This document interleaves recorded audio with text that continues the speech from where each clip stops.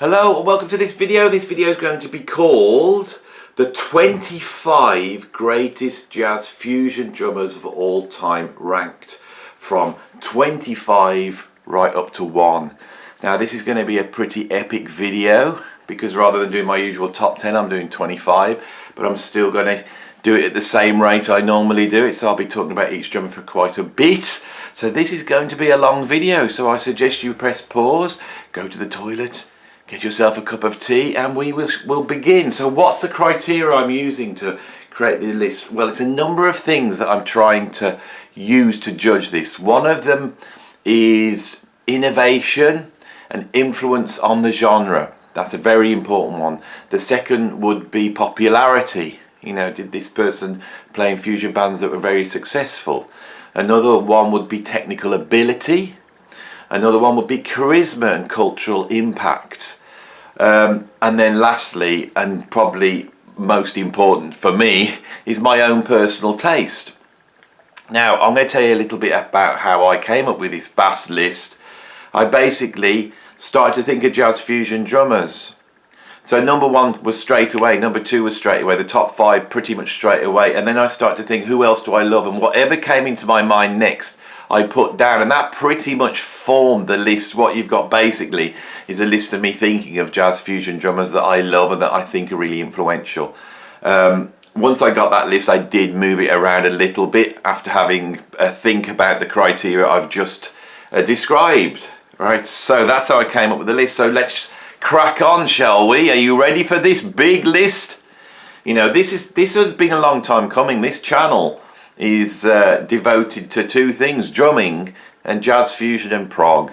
And so creating a list of the greatest 25 jazz fusion drummers is a no-brainer. So I am really going to take my time on this. I hope you enjoy it. I'm really looking forward to this one. It's going to be an epic. So who have we got at number 25? Right. What I'm doing is I'm pulling out performances that I really like by the drummers in question as well. And I've got all the albums stacked here as a prompt to tell me who to pull up next. So 25, I had Chad Wackerman, and here he is Alan Holdsworth's Road Games. Chad Wackerman is an absolutely incredible drummer. You have to be an incredible drummer to be able to play for Frank Zappa because of the stylistic changes, the horrendous mathematical density of the charts, because of the amount of material you'll have to learn and retain. So it's a very special drummer that can get the gig with Frank Zappa. Same with Alan Holdsworth. That is a difficult gig in terms of Alan's musical world and the improvisational qualities needed to do that gig. And so the fact that Chad has been able to nail both those gigs is a testament to the ability of this guy.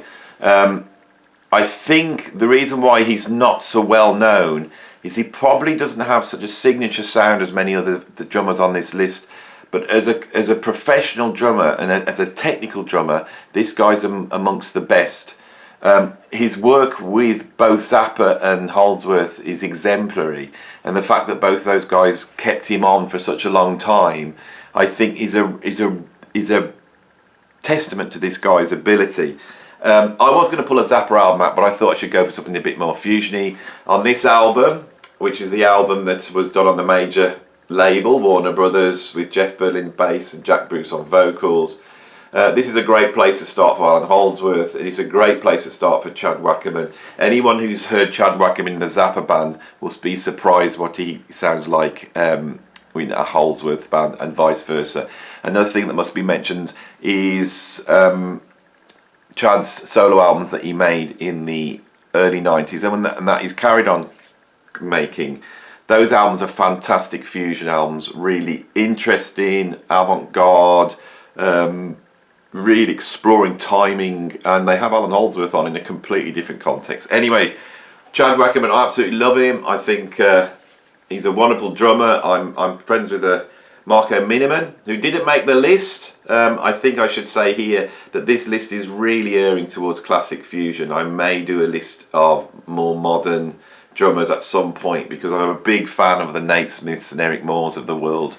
But I don't think the influence they've had is anywhere near the people we talked about. Even someone like Chad Wackerman, who's been around for like 40 years now. So anyway, I was, as I was saying, I can remember Marco Minneman did a tour, a drum clinic tour with Chad Wackerman, and he came back and told me, he said, Chad can play absolutely anything. And if that's Marco saying that, that means he really can. He's a consummate drummer. Right, who do we have at number 24?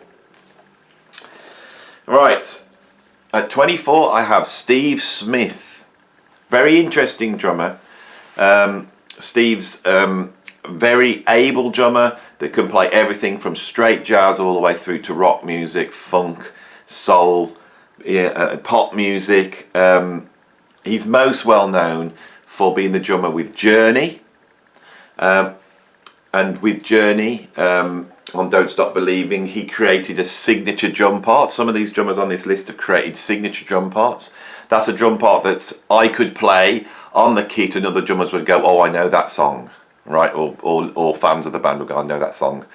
But as well as being the drummer in a really great rock band, he's done a ton of fusion.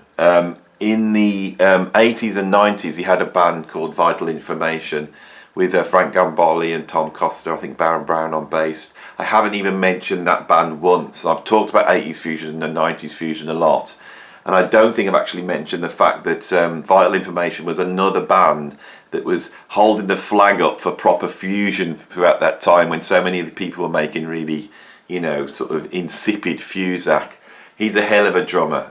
I love his phrasing. When Steve Smith does a solo, you can hear the logic and coherence within that solo.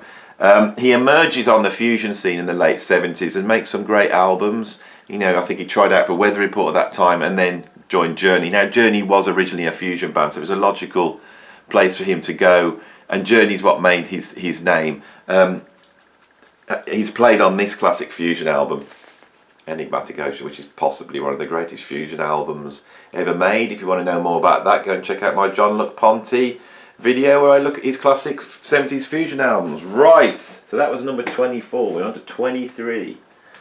Okay, the next two people we're going to be looking at, oh no, sorry, the next three, next four. Oh God, the next four drummers are all incredible British fusion drummers. Now this drummer is not only an incredible drummer and an incredible fusion drummer, but he's actually a pioneer of jazz fusion. And this is, of course, the late, great John Heisman. I've pulled out this album by Jack Bruce, which is a very, very early fusion album. This is from 1968. It features John McLaughlin on guitar, Dick Hexwell-Smith on saxophones. This is where it begins, and it also begins with John Heisman's band Colosseum. Colosseum often get called a prog band, and a very early prog band. I think they were formed 68, 69. But actually it's an example of very early jazz fusion.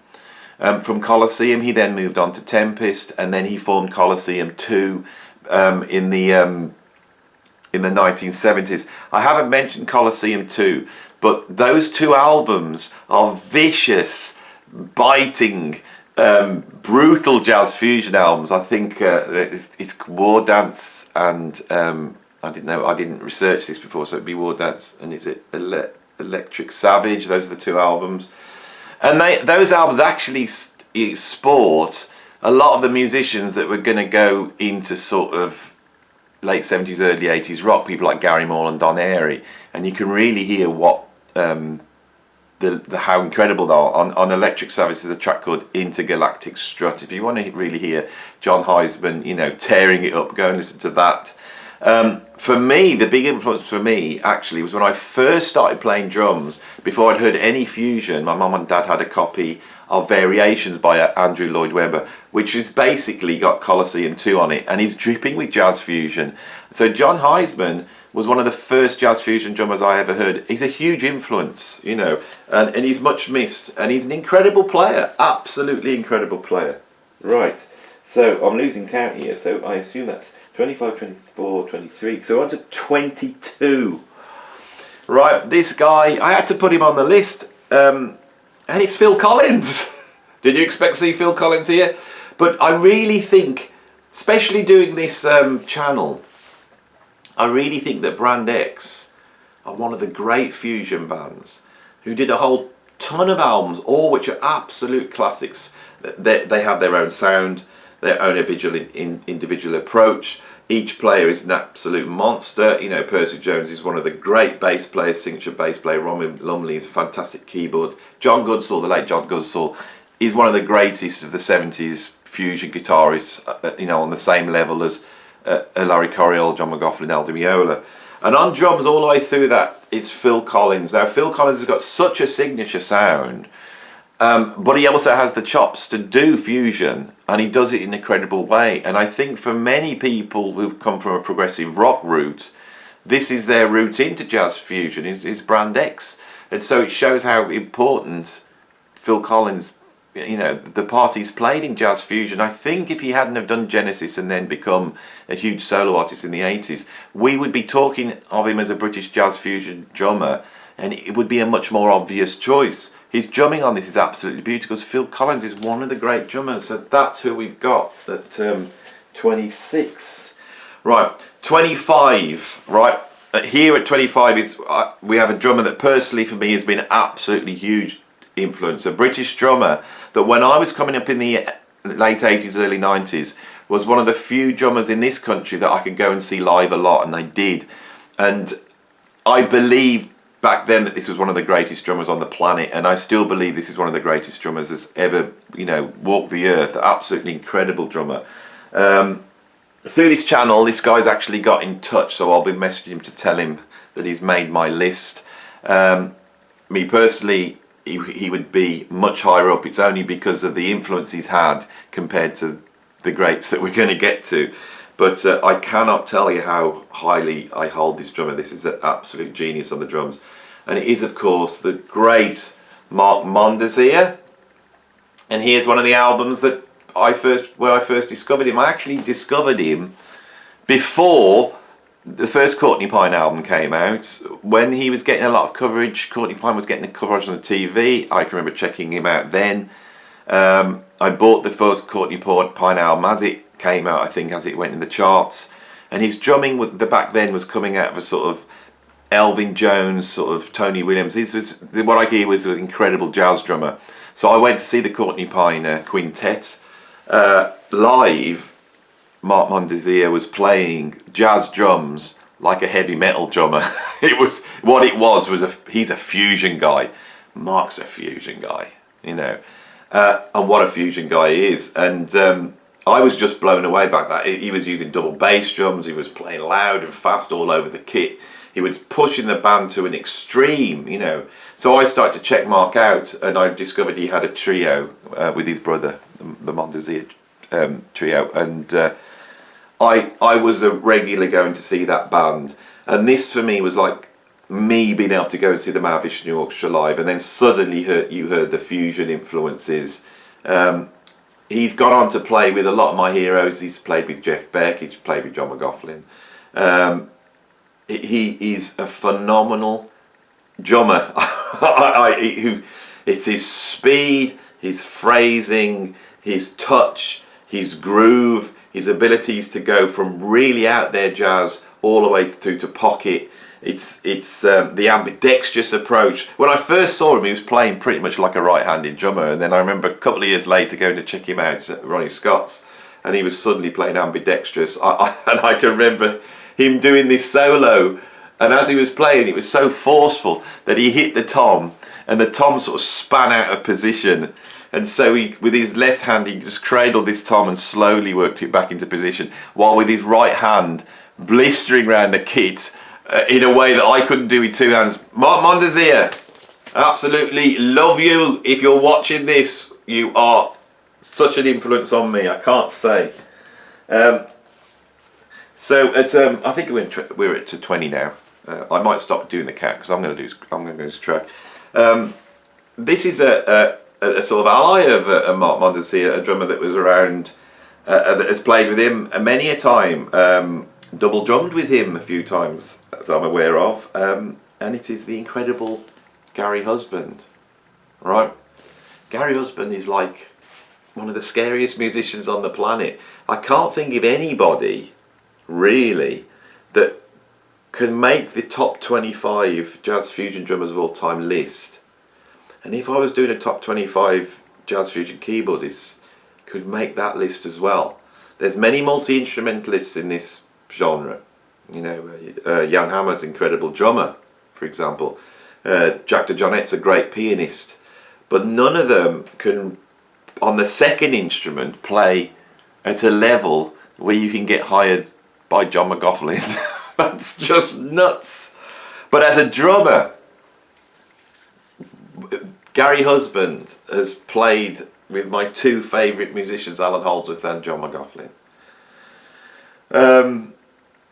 What's interesting with Gary is, as a very young man in his late teens, he happens to meet up with possibly the greatest musician that's walked this planet in the last 50 years, Alan Holdsworth. And Alan Holdsworth's doing a lot of session work, but Alan Holdsworth's got a vision. And Alan Holdsworth was able to realise that vision and decided to realise that vision when he met up with Gary Husband. Gary Husband, who's playing, I think, is really rooted in people like Billy Cobham, Narada, Michael Walden, Tony Williams, but also rooted in the British jazz tradition, which is its own little track. Gary really knows about 60s British jazz. And I think that gives him a uniqueness of approach. There's many British musicians, jazz musicians, but only a few have had an international impact. And Gary's one of them. He really is. And for that he should be far more respected and discussed than he is. I think he's one of the true great drummers.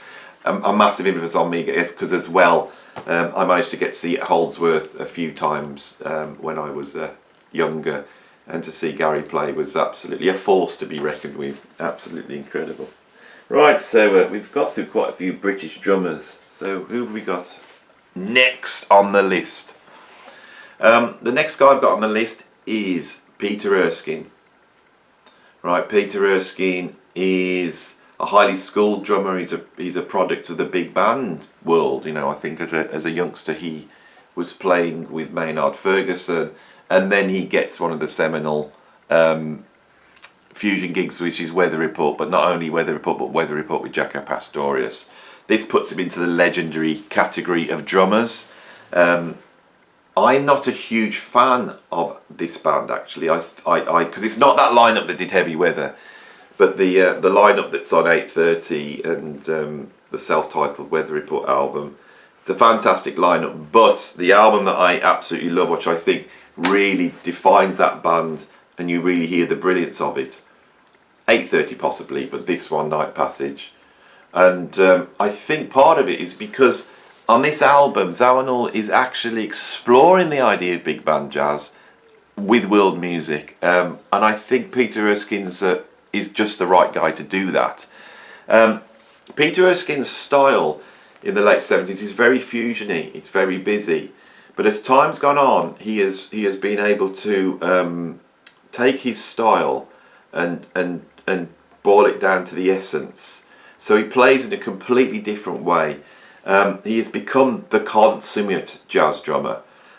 Thousands of sessions, and there's so many incredible albums he's played on over the last 40 years, from fusion all the way over to straight jazz and all the way across to pop music. I think he plays on Aerial by Kate Bush. So this is a really incredible guy. He's a great ambassador for drums. He's a great educator for drums, and that, I think, sums up this actual. Is a really legendary drummer on the scene. So that we go. Peter Erskine. I have had a little run-in with Peter Erskine many years ago on the internet, where he felt that I'd made a derogatory comment about Charlie Mingus, whereas really I'd created a blog about sort of jazz snobbery, and recently he's also had a go at Adam Neely on a sort of same thing. This sort of what I call the sort of jazz snobbery, you know, that we can't say certain things about certain musicians, that they're sacrosanct and all this type of thing, which I haven't agreed with. So if you want to check out that video, you may be able to work out, well, I'm stumbling a little bit on this one. Shall we move on? Yes. So we move on to the great Jerry Brown. And I've got him here on the 11th house, right? Jerry Brown, there's a number of fusion drummers that are just under the surface. And I grew up listening to these guys. They were huge influences on me. Jerry Brown's work with Stanley Clarke especially was a huge influence on me. He was one of those guys that was always there. You know, you buy an album and you go, oh, Billy Cobham's on there. Oh, Jerry Brown's on it as well. And they were just solid players. Jerry Brown is probably the best example of this. Quite invisible in a way, but always there. Jerry Brown also did lots and lots of pop sessions. Recently he's been over in the UK playing with Diana Ross, you know, so this is a session guy, but he is an incredible drummer, an incredible fusion drummer. He often will appear as sessions, so you'll buy a Stanley Clarke album and he'll be on there with say Steve Gadd and Billy, you know, they'll all be on together. So I wanted to find an album where he's all the way through, where he's playing full-on fusion, although this is a pretty funky album as well, but there's some full-on fusion on here. And an album that really influenced me, and he's drumming on this, especially the opening track, Carolyn Jag, which is just so incredible. And Jerry Brown is just so precise and accurate, and he's got that tight 70s sound, the real sort of, you know, muted sound, and he's just right on it, and he's right inside the chart, and he's able to, you know, nail the funk, but he's able to go with the solos. He's got his own sound. For me, I can recognise Jerry Brown.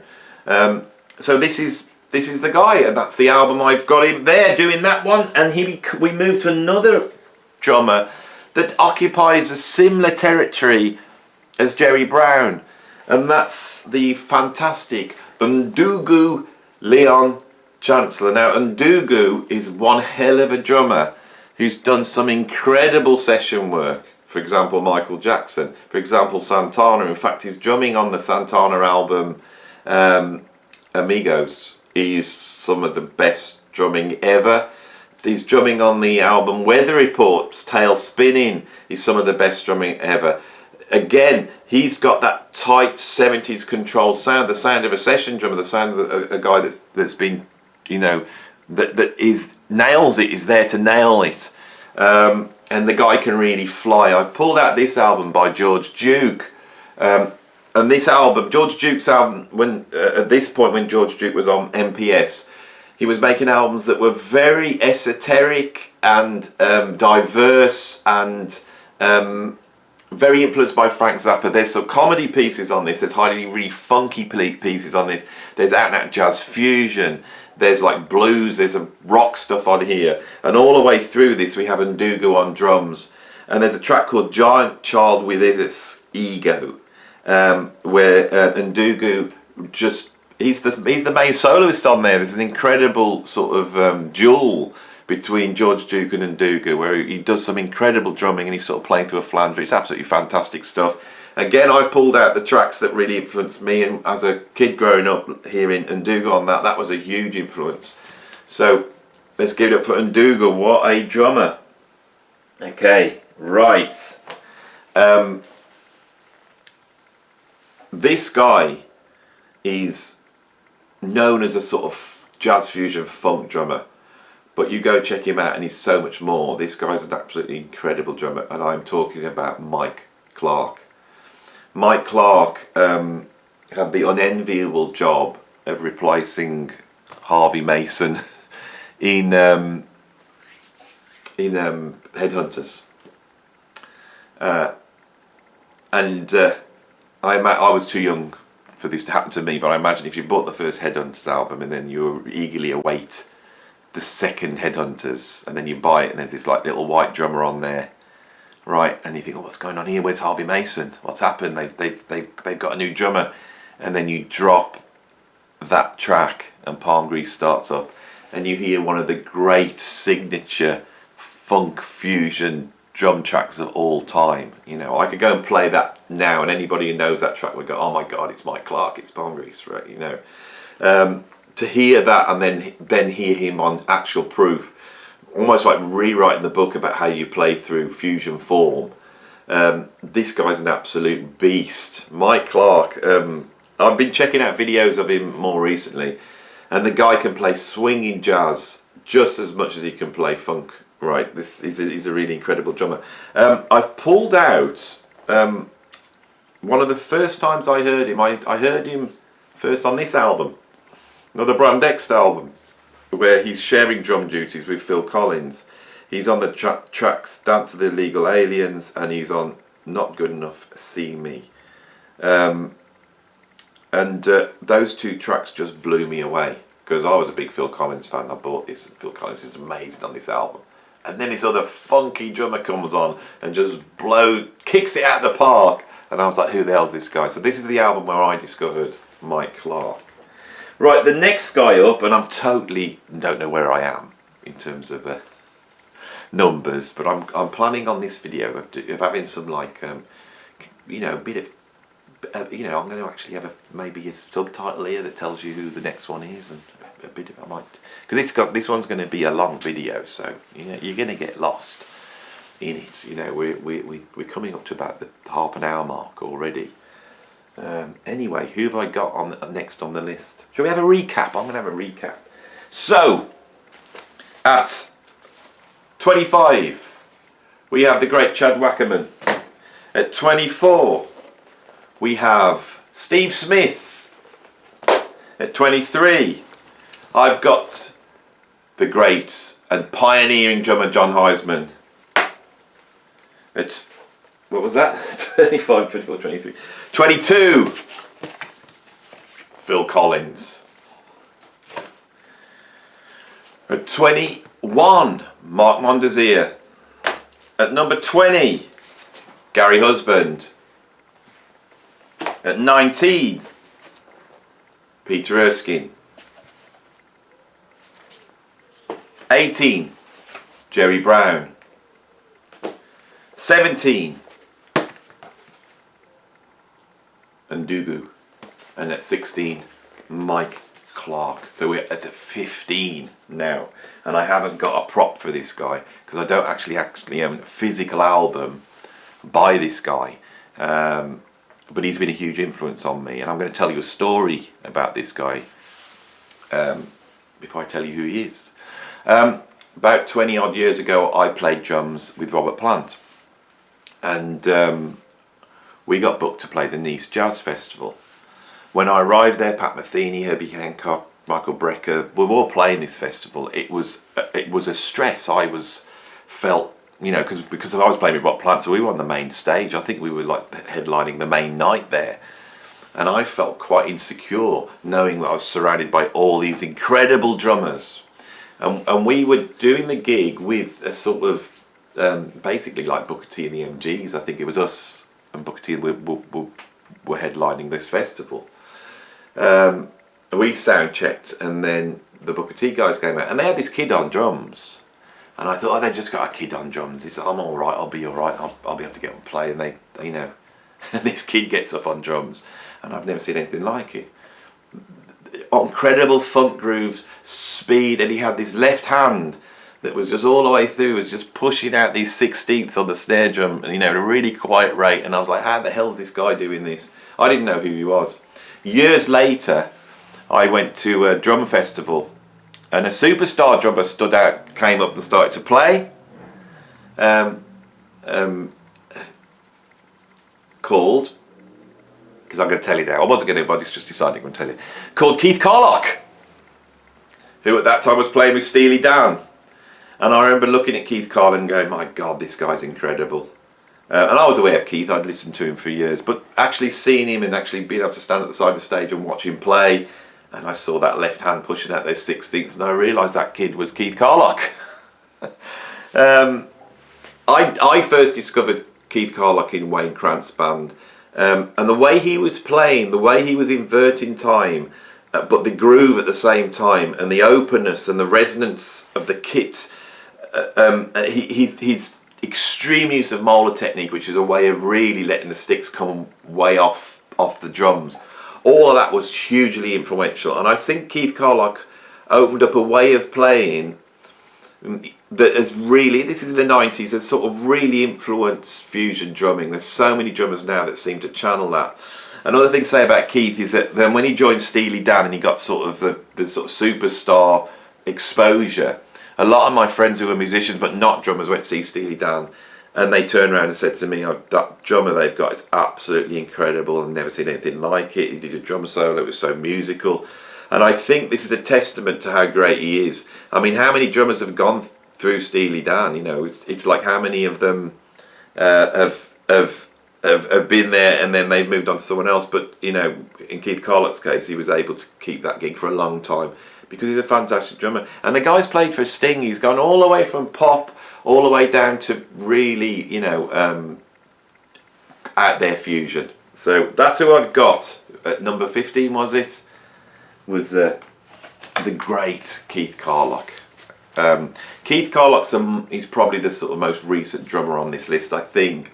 And like I said a bit earlier, I am going to explore the world that's been opened up in the last 20 years to drummers, which has really been fueled by the internet. And I really want to start looking at the Matt Garskers and the Lionel Lucy's and the Nate Smiths and all those guys that are out there at the moment. I think that would be a cool video to do. I am a drummer, and even though I'm getting a bit long in the tooth, I do try and keep up with what's going on in the drum world, and there's some phenomenal players out there. And like I said, they don't make this list just because they haven't had the influence that some of these drummers have had. For example, Tony Smith. This guy is a phenomenal drummer. He's one of my favourite drummers. He's played with Jan Hammer and John Mclaughlin, two of my favourite musicians. Tony Smith is a force of nature. He really is. Who is always playing outside himself. You can hear that in the One Truth Band with John Mclaughlin, and you can hear him here. This really is one of the greatest fusion albums ever made. Really is. Like possibly, I don't know, second greatest fusion album ever made. The first is of course Visions of the Emerald Beyond. And this is the second. Someone put a comment up on here the other day saying I checked that album out the other day and it was like, oh my god, what the hell's this? And a lot of that is down to Tony Smith. And on here, Tony Smith has to negotiate time signatures like 2116, which he just seems to destroy.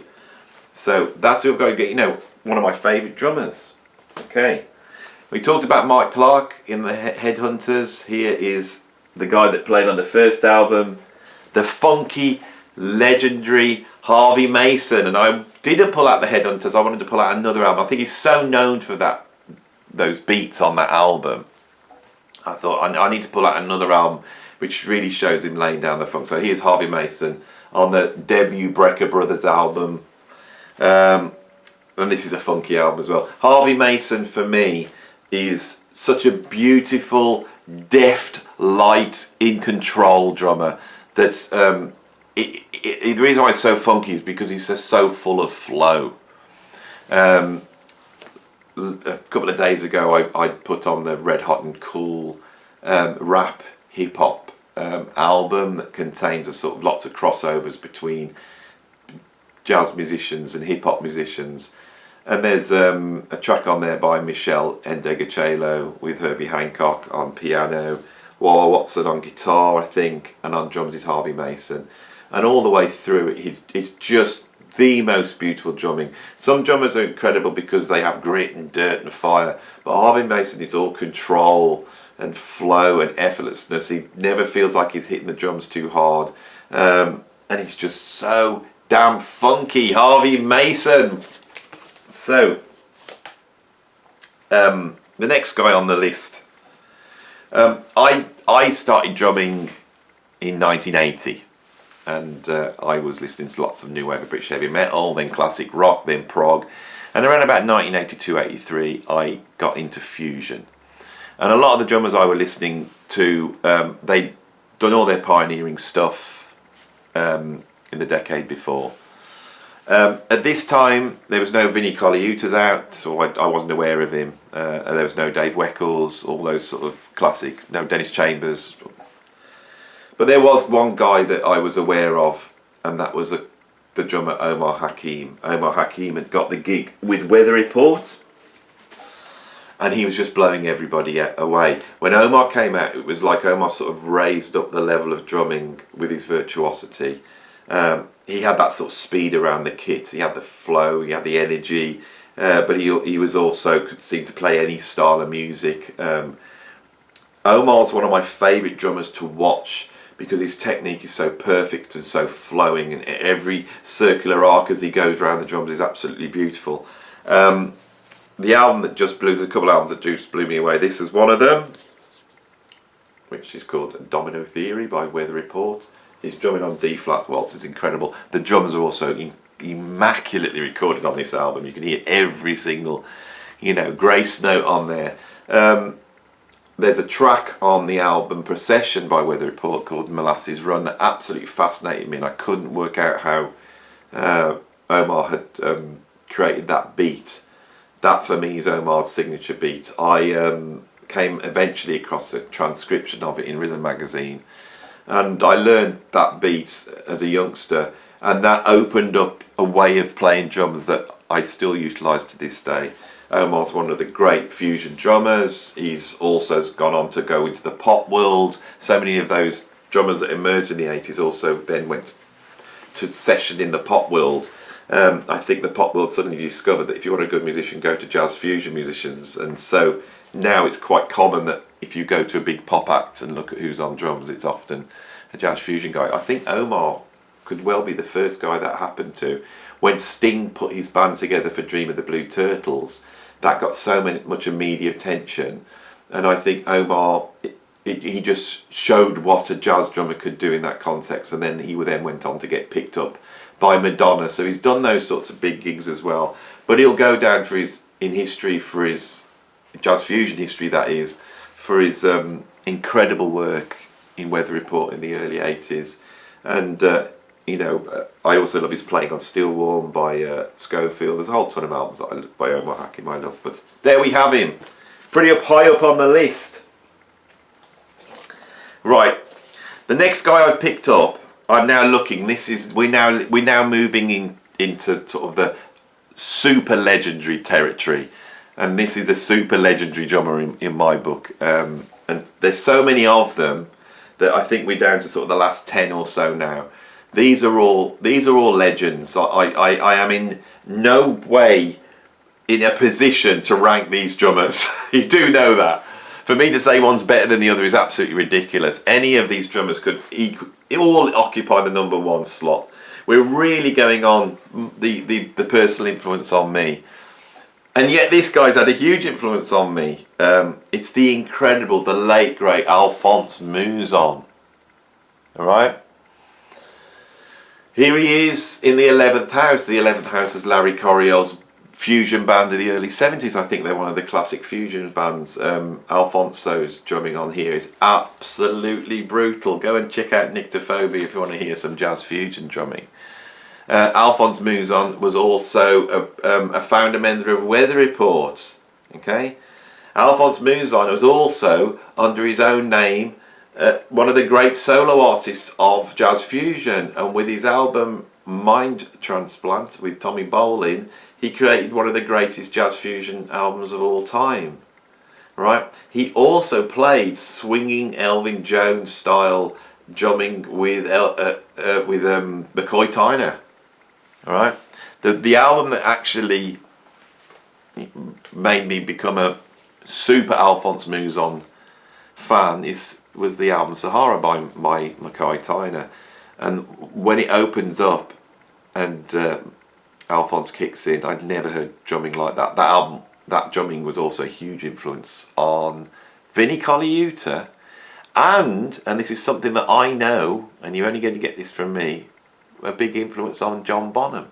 I know that because I used to play Robert Plant, and Robert Plant knew I was into fusion, and then he once turned around to me and says, "Are you into Alphonse Mouzon?" I went, "Yeah," and he said, "Yeah, that was a drummer that John Bonham really liked and mentioned a lot."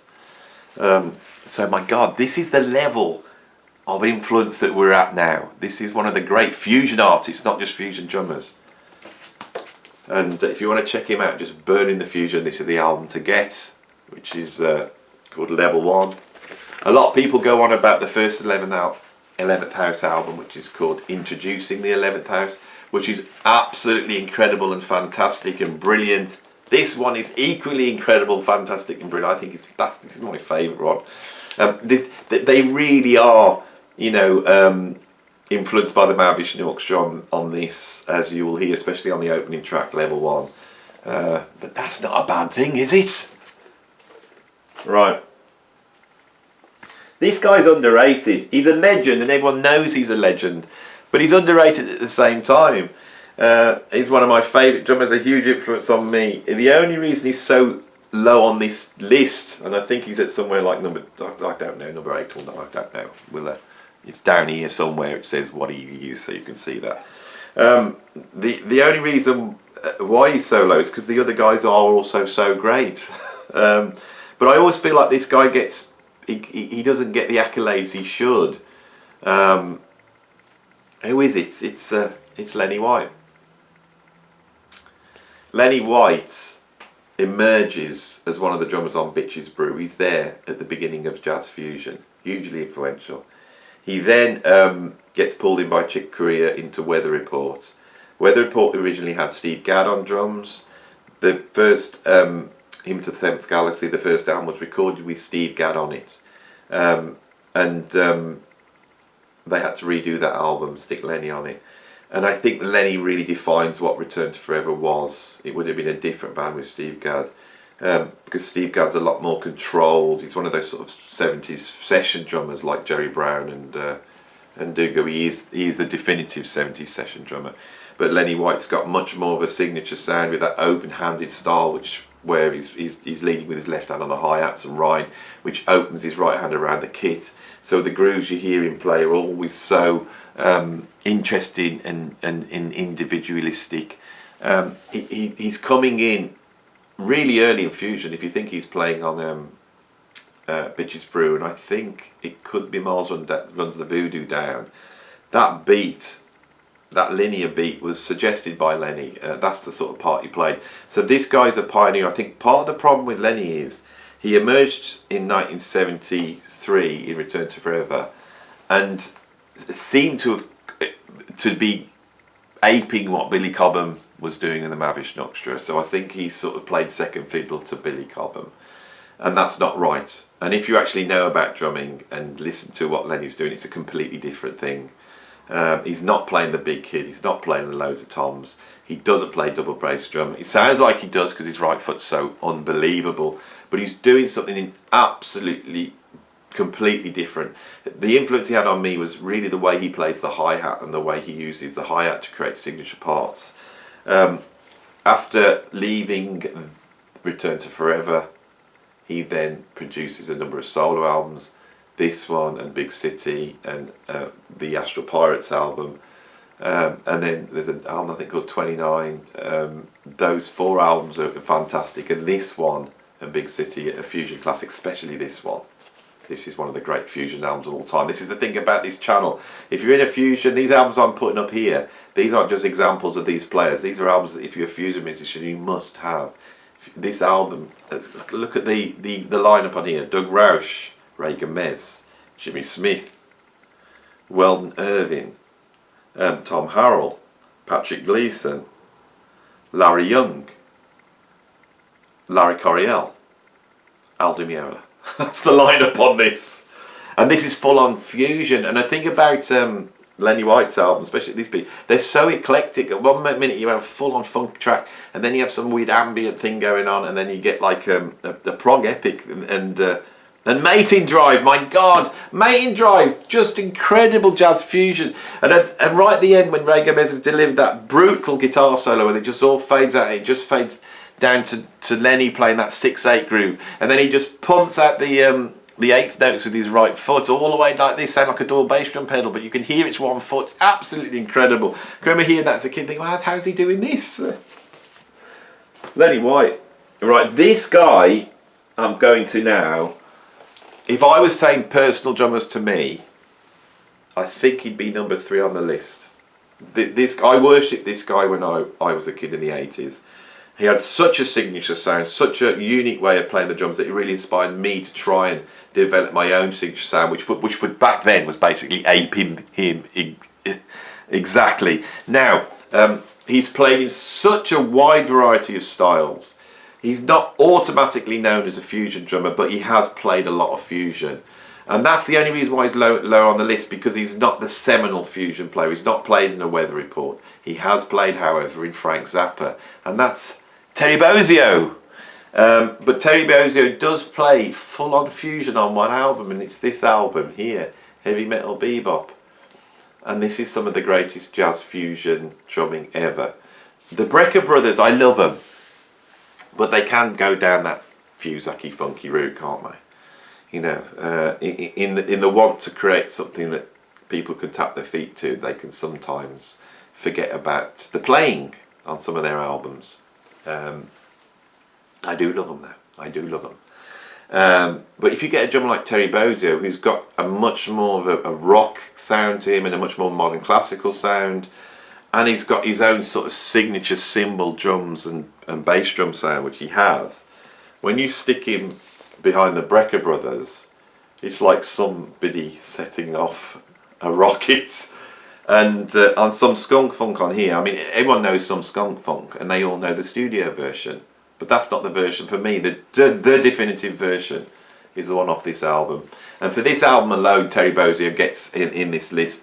But also the work he's done in the 80s with Mark Isham, the experimental improvisational stuff he's done with Holdsworth and Tony Levin, some of his fusion band, the Lonely Bears, albeit not well known, which is absolutely fantastic. He has really played his part in fusion, and of course he is the guy that first played the Black Page with Frank Zappa, which really puts him into a category of drummers, because that is that's become the definitive drum part that you can either play or you can't. I could sort of half play it. I can play the timings just about. I can't play the orchestrated drum solo. It's just too hard. It's too hard, Terry. Right, who do we have then? So we work out where we're at. 1, 2, 3, 4, 5, 6. I think we're at number 8. I'm going with number 8. If it's wrong, sorry.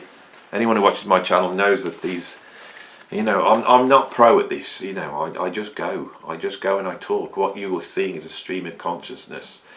You know, that is what you experience. If I did this tomorrow, I'd say a whole bunch of different things. That's not a bad idea. I should do that. Do the same video twice and see what happens. Anyway, so at number 8, we have one of the most influential drummers in jazz fusion. We have a drummer that is, to me, is pure artistry and beauty. And that is the great Dave Weckel, that I think most of us first heard on this album, the Czech Korea Electric Band album, the debut album. Dave Weckel has just got such a beautiful touch and such a signature way of playing, especially fills, which influenced everybody, absolutely everybody. But despite having that huge influence on drummers, I don't think he gets mentioned in the same breath as, say, a Dennis Chambers or a Vinnie Colaiuta. And I don't think that's right. And I think part of it is because his drumming is so perfect. A lot of us drummers know him from the Buddy Rich Memorial concert, where he did a sort of trio performance alongside Vinnie Colaiuta and Steve Gadd. And as time's gone on watching that, more and more I'm blown away by what Weckel's doing on those solos. I think at the time we had the sort of classic, sort of iconic Gadd moments, and then the sort of jaw-dropping what the hell is going on Vinnie moments. But tying all that together was just this perfection and beauty that you get, you know, from Dave Weckel. And I think that's why he has done so much session work and appeared on all those GRP albums. And his contribution to Chick Corea's Electric Band is just seminal. So that's who we have at number 8, was it? Personally as well, I've seen Weckel a number of times. I saw the Electric Band around about 1991 with Frank Gambale. Patitucci was in the band. It was another bass player, Jimmy Hill, was it? And I've also seen his own band a number of times, and I've gone to 2 of his masterclasses where he's explained hand technique. And the first one I went to, I wasn't aware of hand technique at all, molar technique and how that works. That was an eye-opener for me.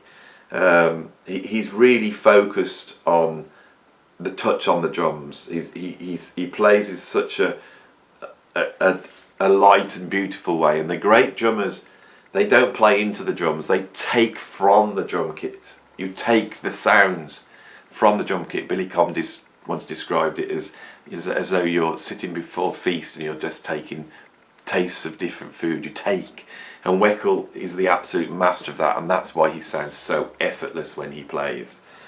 So that's my take on Dave Weckel. So who do we have sitting above Dave Weckel? And another great British drummer, another great British jazz musician that has had an international impact, a guy that should be a household name in my country, and one of the most beautiful individualistic drummers of all time. One of my heroes, a huge influence, and it is of course Simon Phillips, right? And I could have pulled out a million albums he's on. I was going to pull out There and Back, which is the album that for me really, where I discovered him. But I thought I'd pull out this album by Stanley Clarke, where he does some absolutely brilliant drumming, some real signature Simon Phillips stuff. Now I could tell you all about Simon Phillips and that incredible drum sound he's got, the open-handed approach to drumming which opens it up. The way he plays a big kit, the way he integrates resonance into that big kit, the way he plays around toms, the grooves, his beautiful phrasing where he never seems to put a foot wrong. I could tell you about all that. But actually in 2000, I got booked to play on Simon Phillips's UK clinic tour. I opened up for him. And this was the first clinics I'd ever done. This was an absolutely daunting experience for me. I can remember arriving in Southend at the theatre there, absolutely terrified, sitting up my little drum kit, and then Simon Phillips walking in, one of my heroes, a drum legend, and he started to explore what was happening with the drum sound in the room and with the engineers and the PA, and he wasn't quite too happy with it, and so he then set about remiking my kit and moving the mics around, and I can remember straight away he was on his knees with his hand in my bass drum, and I at one point, on one side I was learning so much, but also it was just such a freaky experience, absolutely amazing experience. On the evening of the clinic, we all went backstage, and when you're doing a drum clinic, there's no bandmates to talk to. I'm sat backstage, sort of growing more and more frightened, so I say to myself, go down and have a look at the stage. You go and have a look at the stage, that always calms the nerves. So I walk down and I peep around the curtain, and there's like 800 drummers with Zildjian teachers on, all their arms folded, waiting for me to come on, and my tiny little kit with a spotlight on it set up in front of Simon's huge drum kit, and I start to get scared. So I go, there's no one backstage to talk to. I think I'm going to go nuts, so I thought I'll go back and see Simon, my hero. So I knock the door and I go, hello Simon. He goes, hi Andy, are you okay? Yeah, I'm getting a bit nervous. What's the problem? He starts talking to me.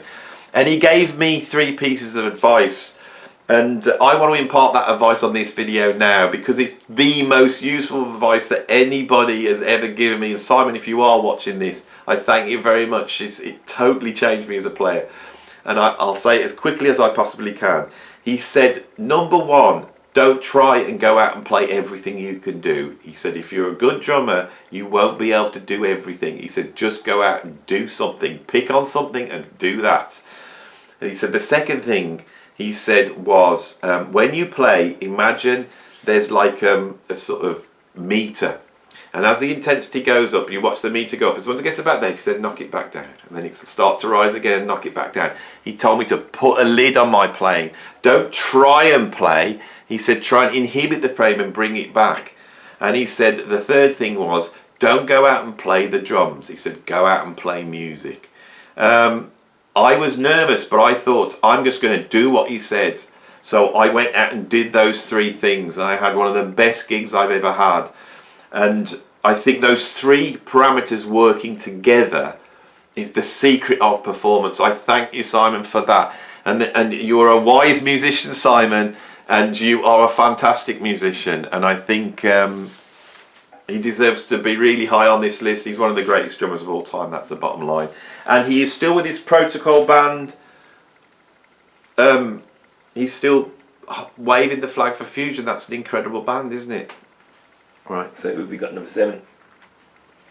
Huge influence on me, huge influence on drummers. This guy single-handedly sort of invented the way every jazz fusion drummer plays now, and that is Dennis Chambers.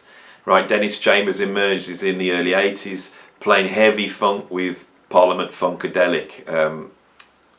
Drummers start to hear what he's doing, which is a mixture of sort of incredible speed around the kit, like Billy Cobham speed around the kit, combined with a really fat, intense, dynamic funk groove. Incredible double bass drum technique that a lot of drummers weren't using, and a sort of speed around the drums, which was sort of a new level of speed, almost looks sped up. So Dennis Chambers emerges and he starts to get noticed by the fusion world. He gets picked up by John Scofield and he makes the album Blue Matter, and really, for me, redefines what drumming was. Everybody wanted to know that. I mean, I went and bought the transcriptions of the whole album. I got the videos of it, trying to work out what this guy was doing. And often what he was doing was just playing incredibly fast and funky and accurate. He has a really intense way of playing the drums, where the snare drums are real smack and the tom fills are right up in your face. And the whole gospel chops, the whole modern fusion drumming approach has its roots in Dennis Chambers, to the point now it's almost annoying. You know, and I'm sure Dennis looks at it and goes, what are all these guys doing? So often when you hear Dennis talking, he's talking about musicality and space, because I think he's looking at the way people are playing. But that's down to the power of this drummer. It totally changed the face of drumming, totally changed the face of jazz fusion drumming. And I think he's every drummer's favourite drummer. One of my favourite drummers. I've pulled out this album where he played with John McLaughlin. Other drummers play My Hero. Live in Paris, he does a drum solo on there. You know, not only does he play and do all the amazing stuff, but he does a drum solo on there, big live drum solo. Go and check him out on that album. You know, Dennis Chambers is one of the great drummers to emerge from the 80s. Well, Hakeem, I would say, we've covered Dave Weckel, Dennis Chambers, and then the next guy on the list, right? And this guy is an utter legend. I only have to say his first name and you'll know who I mean. And of course, we're talking about Vinny. Vinny. A force of nature. You know, Vinny actually started playing fusion in the mid-70s. He goes back longer than you think with Brandon Fields.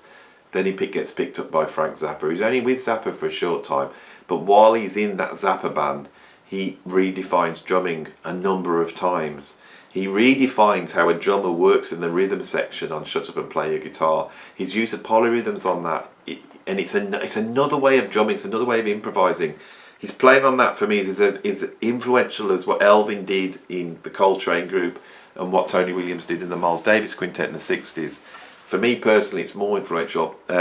His approach to odd time signatures is absolutely incredible. I can remember buying this album here, Joe's Garage.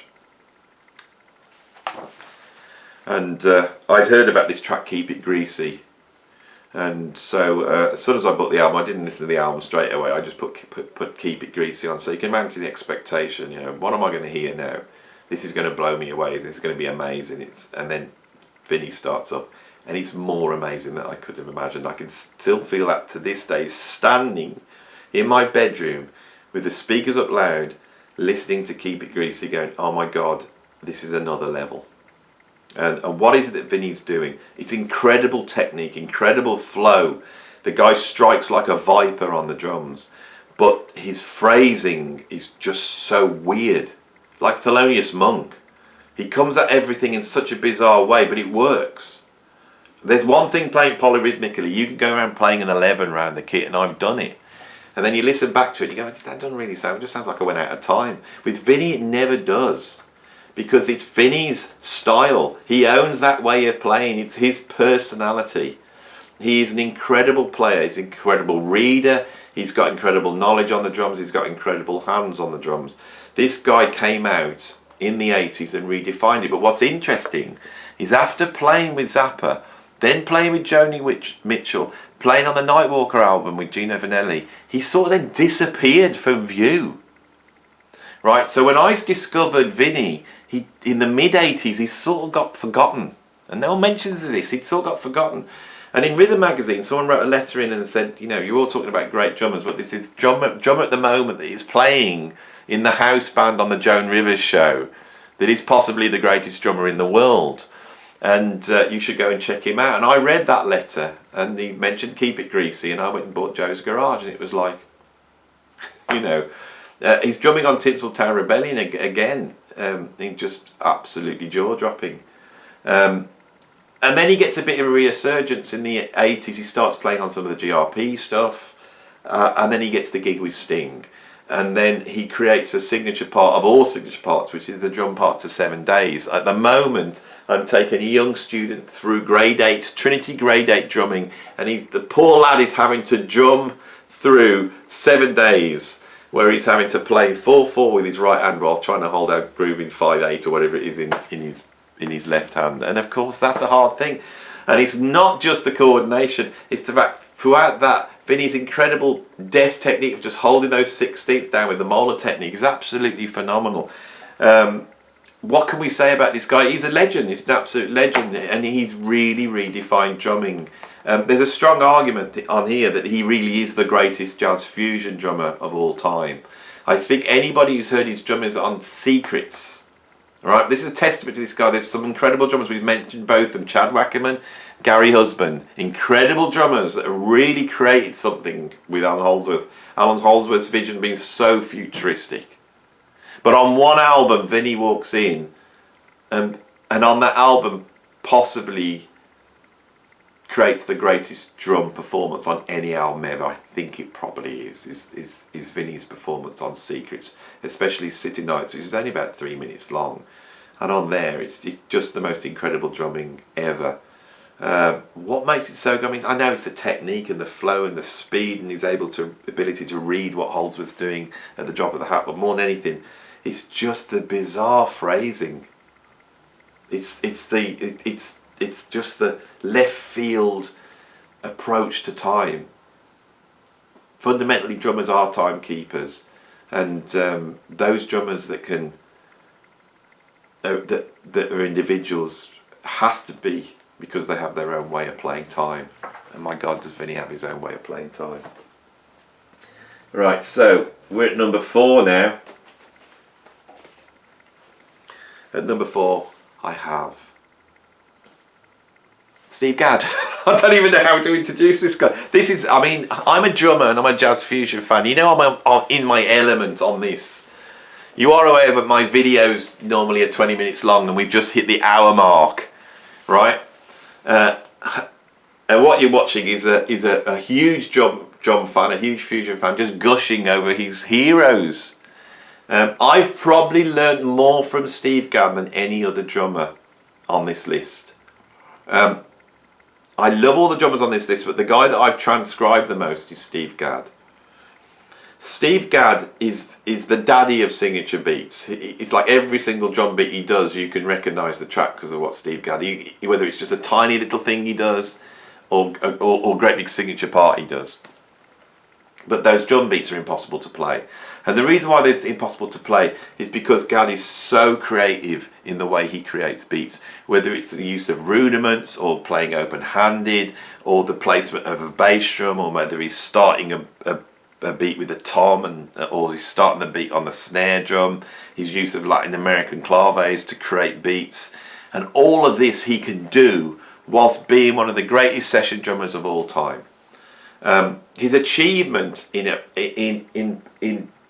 that drum part for 50 Ways to Leave Your Lover by Paul Simon that went to number 1, right? And every time that's on the radio now, as soon as that drum beat starts up, which is completely unlike any other drum beat you will ever hear on any other record, when that starts up, that sort of weird military funky meters type beat, when that starts up, anybody who knows that song goes, oh, it's 50 Ways to Leave Your Lover.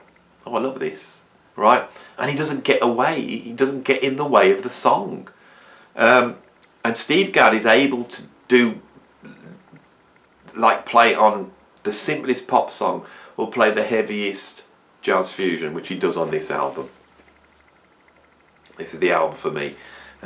Many years ago, I'd gone to an antiques fair with my mum and dad, and I was bored stiff as they were looking at vases and various bits of militaria.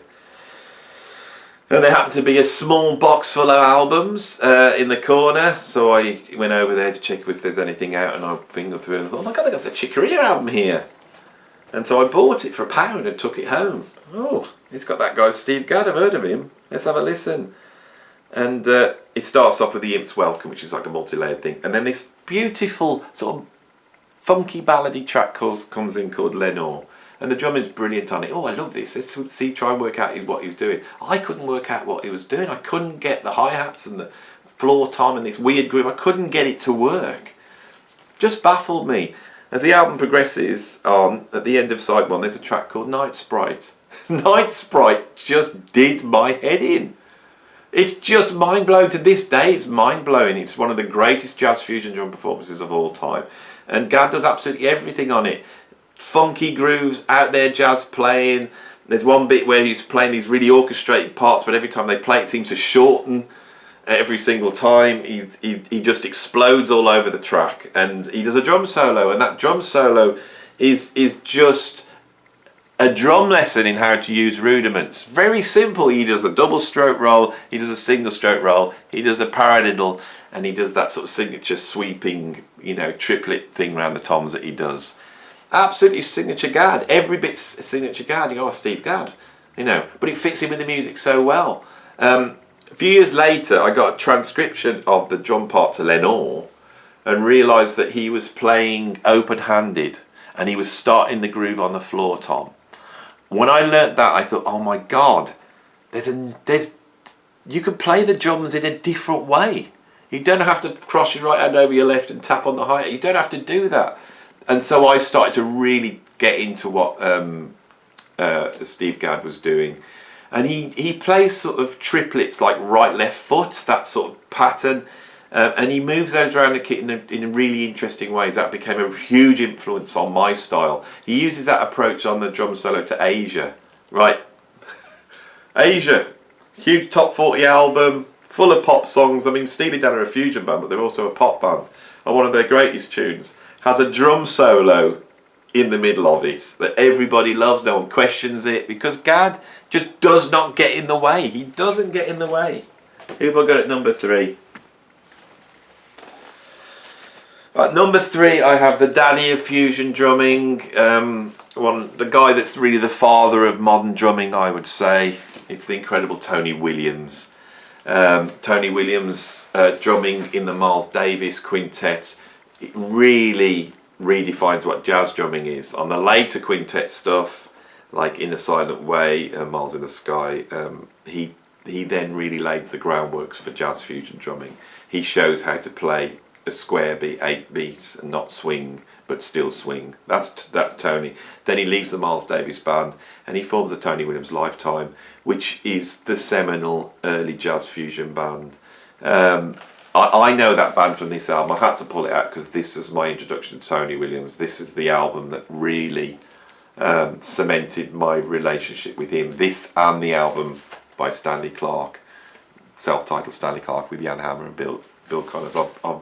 I seem to pull that album out every single video, and I didn't want to do it this time. So here is the Tony Williams album. Now this is called Once in a Lifetime, and it sort of collects together a lot of the tracks from Emergency and Turn It Over. So Emergency, Famous Blues, Where, Big Nick, Sanger for 3, Beyond Games, Fire the Spectrum, Rome Spectrum, Voyelle, to Abu Ho, Vashkar, To Whom It May Concern Them, To Whom It May Concern Us, and Something Spiritual.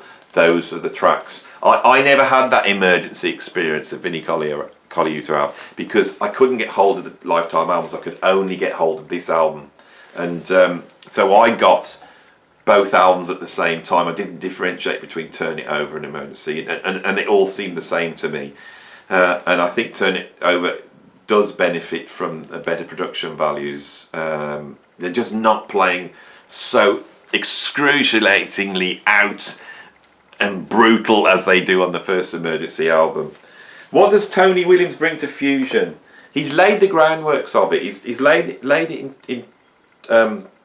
in the Tony Williams lifetime, and then in his own albums he gets a bit lost. But I think there's an argument that he's a guest appearance, especially on Stanley Clarke's self-titled second album.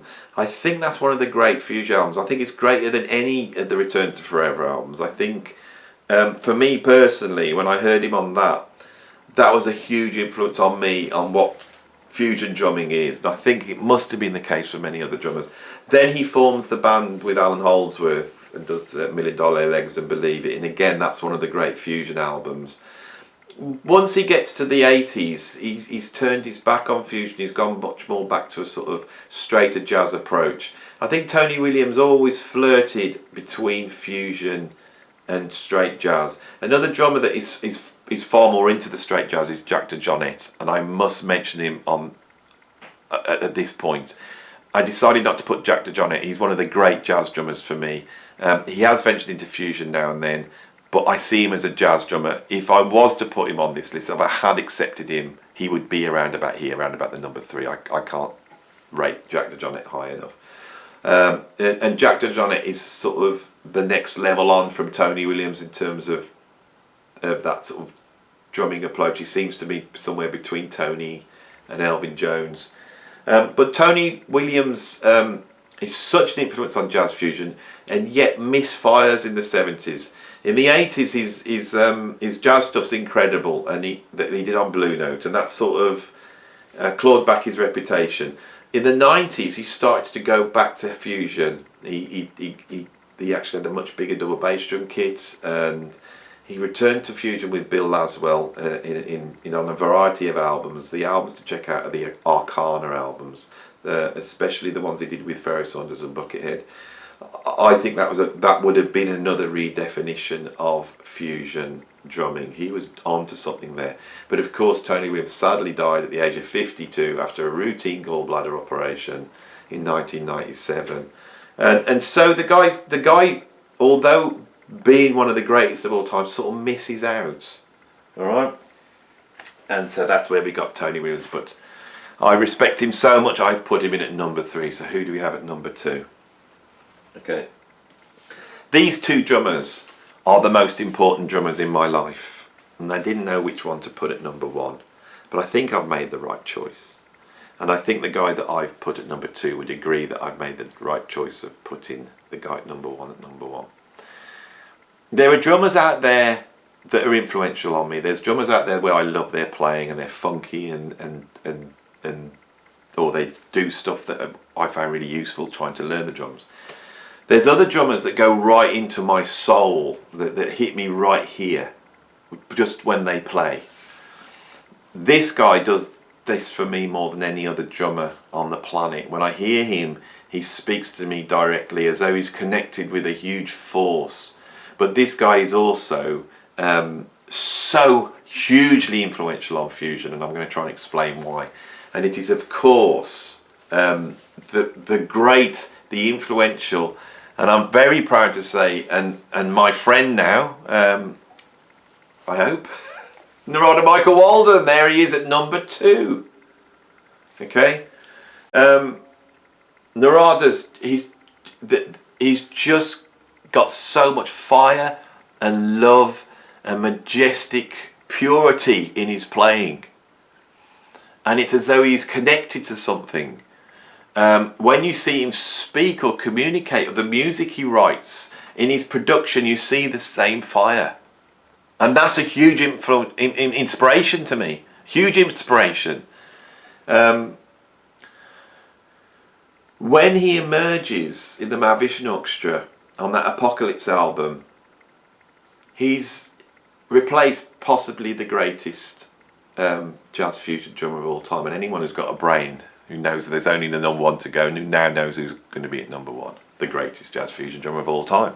And he's replaced him in the greatest band of all time.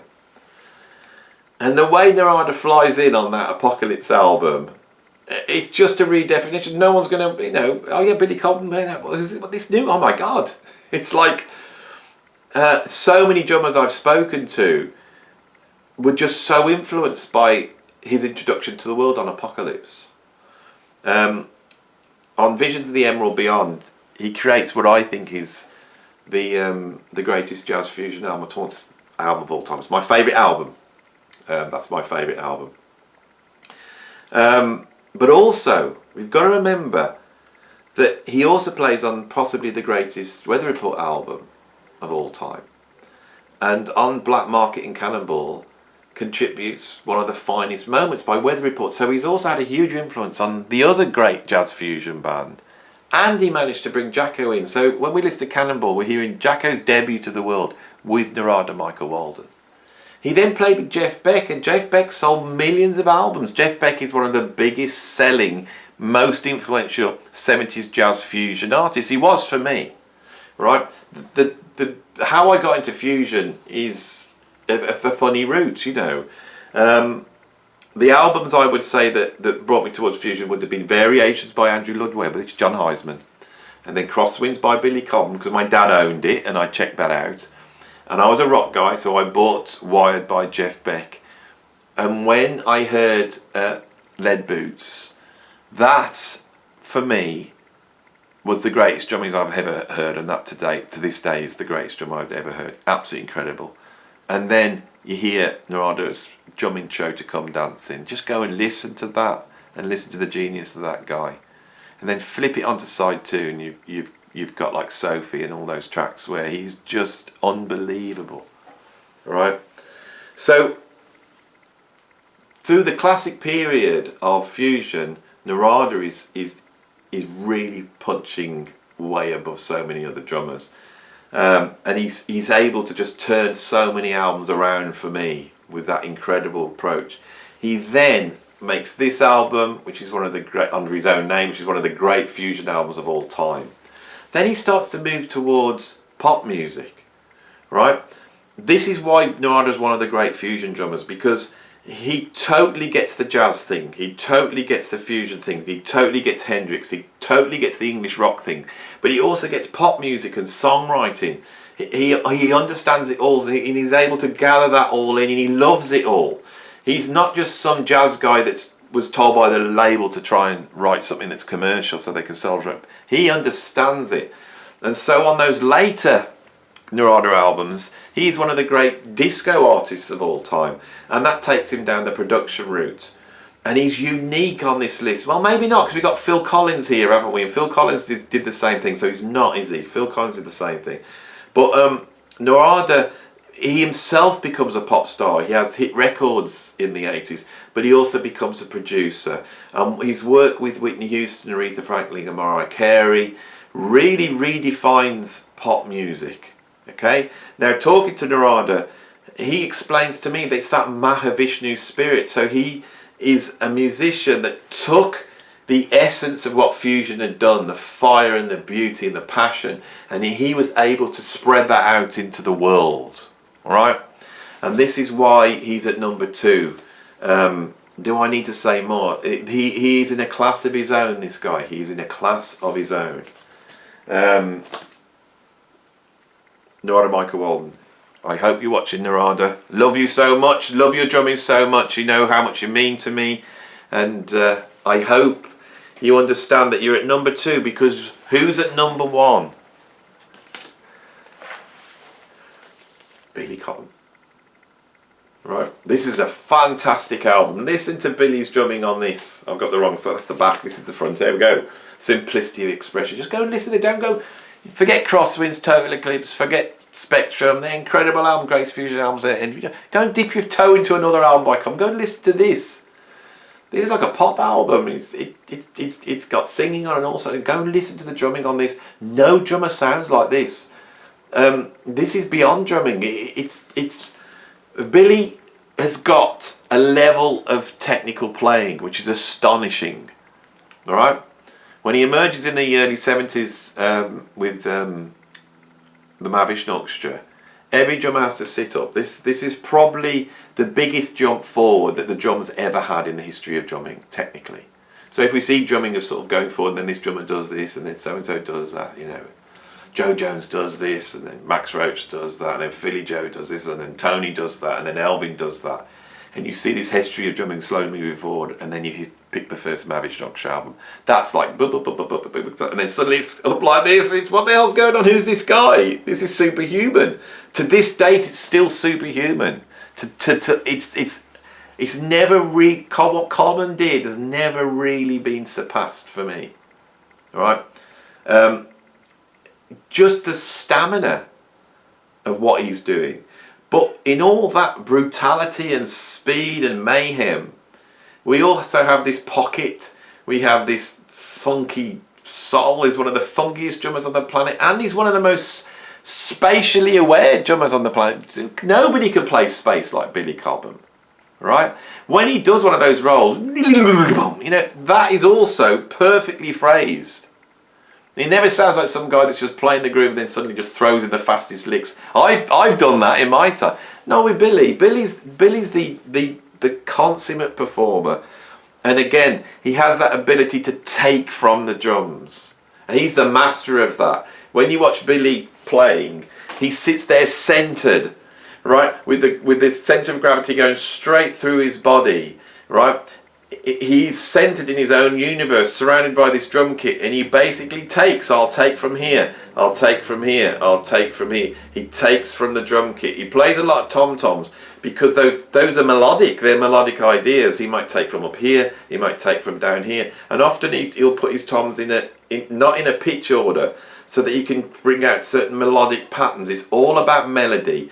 This guy grew up listening to Latin American percussion. You know, as a young boy, he was taking a pot in Latin American jams. He's a percussionist. He can play timbales and conga, and you get that Latin American influence. So many people were just blown away by the speed that they didn't really understand the elements. They didn't understand why that the way Billy Cobham had come through a military drum approach.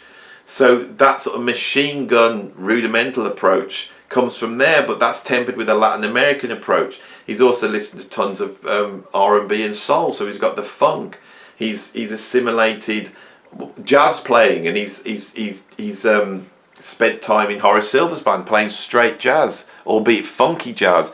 But the guy's played jazz, and you put all that together, and then when he meets John Mclaughlin, and they before the Mavish Orchestra's fun, Mclaughlin's got a concept, and it's really the construction of what we call jazz rock fusion, and they just work together, drums and guitar, right? If you've got the drums and the guitar, you've got everything.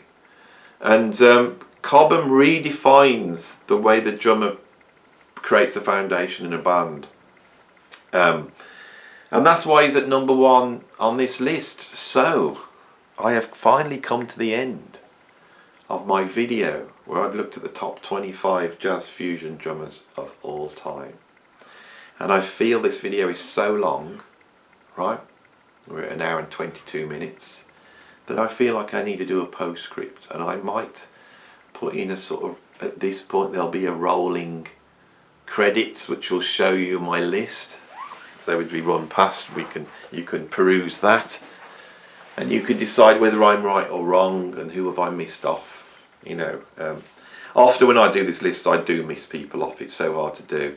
This is why I want to do the top 25. When I got to 25, I felt, yeah, I think I've covered everybody, especially from the classic period that I'd want to cover. I'm sure there's people that aren't on there, and I'm sure there's a lot of obscure jazz fusion drummers that from European jazz fusion that I haven't covered. Sorry out there. You love this, don't you? Love to show off your knowledge, don't you? In the comments below, show off your knowledge. You know, Andy, you think you know about it. I know way more about it than you. Probably do. But what you've got here is the drummer's perspective. I'm a drummer that's played for 40 years. I've played all sorts of different music. I am influenced by jazz fusion drummers, like so many drummers. And that's why this video is important. That's why it's important to go through these drummers, because these are the drummers that influence all drumming throughout the 70s and the 80s and the 90s. And where you hear it the most is in the pop music, American pop music of the 80s and 90s. You hear that jazz fusion drum influence. Right, so there we go. I would just like to say that this is my personal list. It is subjective. I have tried to take objective criteria. It isn't just a list of my favourite jazz fusion drummers. I have tried to consider the influence they've had on the genre, their technical ability, the charisma and cultural impact they've had, and the popularity. You know, have they made records that a lot of people have bought? And how famous are they? All that I've tried to take into account. And that's where we're at. So, it's been a long video. I don't feel like I should just shut off. I feel like I need to bring you down gently, you know. So, all I can say is if you like what I do, I'm just saying what I always say, but really slowly. If you like what I do, then like the video. And if you want to subscribe to the channel to hear more, then subscribe to the channel. Please put your comments in there, put your the drummers that you would have put in and all that sort of stuff. But also let's have a conversation. You know, I love it when people add something to it. You know, yeah, you were right about this drummer, but another thing you didn't think of is that they did this and that. So please, if you've got any comments like that, put them in. If you want to support me, then become a Patreon. If you go over to my Patreon, for $5 a month, you can get access to exclusive content. I have currently 50 videos up there, and I'm adding to that all the time. And the chats on the Patreon are a lot more esoteric and weirder. I don't have to just do a top 10. I can just come and talk about whatever I want on there, which I often do. So, I think we're at the end of this. Right? I hope you've enjoyed it. I hope you have discovered some music and you could go off and find some new stuff, and I hope I've been able to talk about other musicians that you really like and you feel that bond between you and me and the world in the fact that we love the same things and we've had the same journey in life, because that's what this is really all about. I'm going to go now. I'm going to see you on the next video. If you've got this far, we're at 1 hour and 26 minutes. If you've got this far, well done, because this is a long video. If you like these long videos, I can do more of this. I've been able to sit back and relax and just talk, which is what I've done. And I hope you appreciate that. I am now going to go. I'm only treading water because I got that OCD thing where I want to try and get up to the 1 hour and 30 minutes so I can say I've done an 1.5 hour video. I'm going to do it, you know. Who cares? I'm going to talk for another 3 minutes to get this video up to the 1.5 hour mark. Even though I've run out of stuff to say, I'm going to keep talking. I'm just going to keep babbling on. I'm going to look out the window. What can I see? Right, my garden. This day is supposed to be the beginning of this huge heat wave here in the UK. And everyone's terrified of it. They're terrified that all the old people are going to die of dehydration. All the aerosol cans will explode. And everyone will be dropping dead from sunstroke. It's like coming up to midday now. I'm looking at it. It's quite overcast and it's quite mild in a way. So this is a surprise. It hasn't happened. I was expected to do this video under sweltering conditions. So I wetted my hair up. This is what I do in the morning because my hair can get really out of control, and I wetted all my hair up, which is why it looks so slicked back. And I thought that will keep me cool as well, so I don't start sweating and looking all shiny on this video. But actually, it just seems like it's going to be a normal overcast British day today. And of course, you know why? Because we cannot plan for the future. Right? We can only be ready for the future. And the way we prepare for the future, I think, is by developing our improvisational skills. So those of you who've got to this point and are still watching, which is probably hardly anybody, this is one of the things I try and do on this channel. So when I do a list like this, what I do is the day before, once I've got the list sorted out, and I sketch the list out, I spend a week sort of fine-tuning the list. Then when I go to my record collection and I pull out the albums, and I'm guided through it. The thing that triggers me is the albums. I'm not just holding the albums up because it's something for you to look at, which it is, but also that structures my talk. But in terms of what I'm going to say, as you can probably tell, I don't structure that at all. I just start talking. Often I can make mistakes, and often I can go down alleys where I can't quite recall the thing I want. But I think that ability to sit here, quite frightened, I'm sat here the whole time doing this, a little bit anxious and frightened, but I'm willing to put myself in the firing line. I'm willing to stand up and be counted. And what you see is my thought process as I go through. The ideas I have usually come from instant emotional responses to the musician. You know, so if I pick up a musician like this, and I think of Chick Corea, and I think, well, what's the first thing I think of when I think of Dave Weckel? And I think of you know, sitting in a club somewhere with him explaining molar technique and talking about these things, and that's where I start to draw from, you know. And I thought I'd give you a little background behind, because I did want to get up to an hour and a half, because I've now done, it's now 1 minute 30 and 27 seconds. We have made the hour and a half mark. I've been able to waffle on for so long. There's you know, is he getting ever stopped? If someone would just get up and switch the camera off at some point, that would be so useful, because you know he's not going to stop